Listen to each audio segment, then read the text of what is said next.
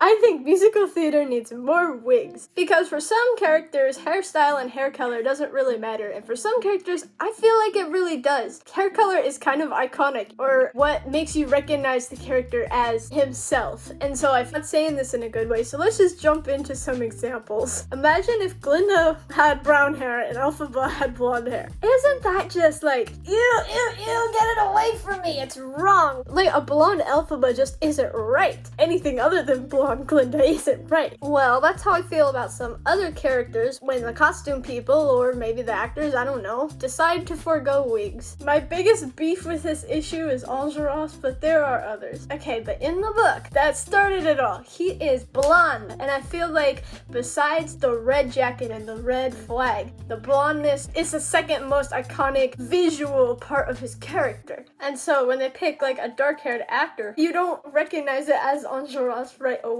And it's like, why can't they just let the guy wear a wig? It would make him look so much more like the character. And then take a character like Veronica Sawyer. Like, imagine if they casted someone blonde for her. I think she should wear a wig too, because get the original movie, like, she has the dark hair. It's recognizable as her, and so I feel like they should keep that to be consistent with the character. I just feel like a blonde Veronica isn't right. And then I kind of feel like Gatsby should be blonde too, because that is iconic. Put Jeremy Jordan or whoever's there now in a blonde wig. The book says so, guys. And now Christine from Phantom of the Opera, that's a funny one because she is blonde in the book, but from the original like Phantom of the Opera musical, she had dark hair. And not a lot of people know the book, you know, but a ton of people know the musical. It is so iconic. So I feel like the dark-haired Christine is the like super iconic one. So if you actually did have a blonde Christine, which I think people have, I kind of feel like she should have a dark wig. And I'm also not saying everyone has to have the wig. For example, someone like Evan Hansen, I really don't care. He didn't even come from a book. They did make a book, but it's trash. In Hamilton, excluding King George, the fact that nobody wears a wig,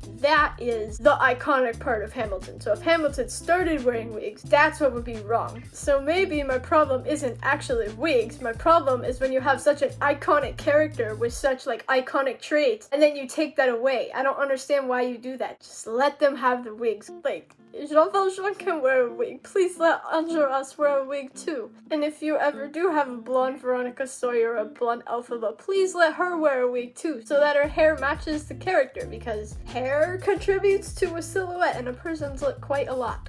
I mean, imagine if someone playing me looked like this. It's just not me. Maybe that's the best way to illustrate it. I would just like to request, nicely, politely, that if there's a character where the hair is very iconic, please keep the hair how it is. And if that means a wig, please let there be more wigs in musical theater. Thank you.